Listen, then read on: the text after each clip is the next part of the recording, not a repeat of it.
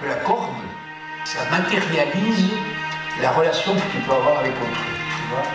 C'est-à-dire que je te protège, tu me protèges, je t'aide, tu m'aides, et ainsi de suite. Il y a une sorte de, ce qu'on pourrait appeler le contrat social. Ce que disait Michel Serres, c'est, je pense, le meilleur résumé possible. C'est-à-dire que ce n'est absolument pas un métier comme un autre, ça c'est sûr. Je ne sais pas s'il force plus le respect que d'autres métiers. Je pense qu'il y a beaucoup de métiers extrêmement respectables, de chirurgiens, médecins. Mais par contre, comme journaliste, c'est un vrai défi, c'est d'essayer de comprendre ce que c'est, justement. Parce que je crois que le lien entre métier et mode de vie, il est tellement, tellement ténu que c'est très difficile de le définir.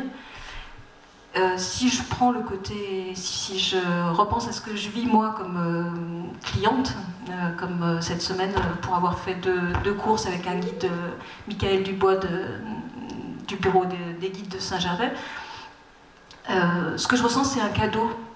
Je redeviens enfant, c'est exactement ce qu'on voit dans le regard de Michel Serres, ces petites étincelles. On me donne quelque chose que je ne peux absolument pas toucher, auquel je ne peux pas accéder seule. Et ça vous émerveille, quoi, tout simplement. Je connais peu de métiers pour lesquels j'ai plus de respect pour ce métier-là, tu vois. Parce que, d'abord, ce sont des athlètes admirables, il n'y a pas de doute là-dessus, mais surtout, ce sont des pédagogues.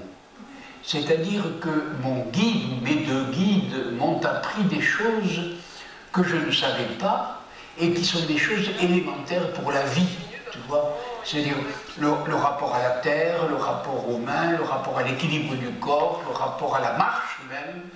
Et tu as l'impression de te dire, mais ma mère aurait dû m'apprendre ça. Tu vois ce que je veux dire? Ce sont des gens qui m'ont appris non seulement des techniques du corps, mais des choses philosophiques très très profondes. Et donc je leur suis très reconnaissant. La montagne a de moins en moins de place dans la presse généraliste. Ce qui fait que quand on en parle, c'est effectivement très souvent quand il y a eu un accident, une avalanche, des morts.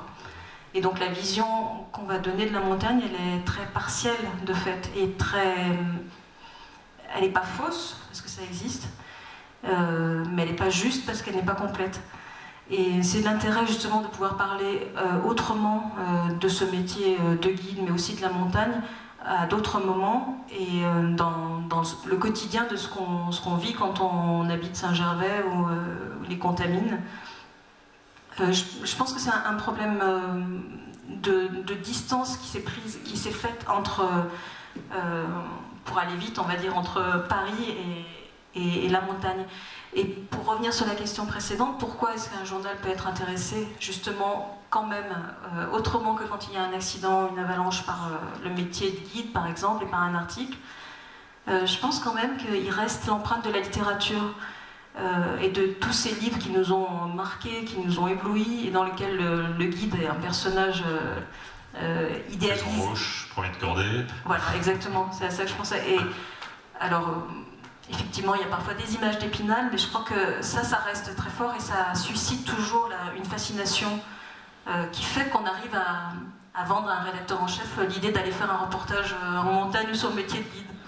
Il y a quelque chose de Florence, elle disait tout à l'heure qu'elle avait passé du temps à discuter avec son guide des tout et n'importe quoi alors qu'ils étaient en montagne.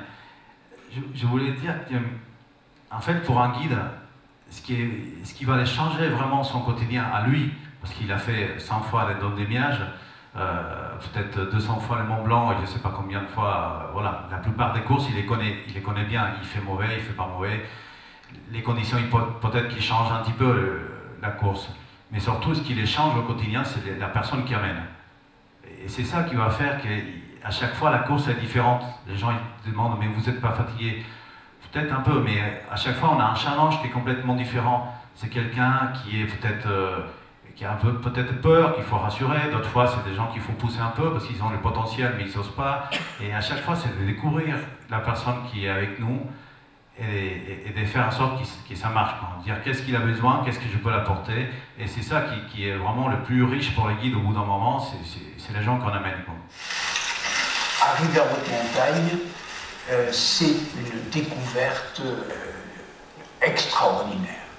Et je ne peux pas évoquer ce moment-là sans avoir les larmes aux yeux. Tu vois, c'est-à-dire, quand le violet, le mauve apparaît et ruisselle sur la glace.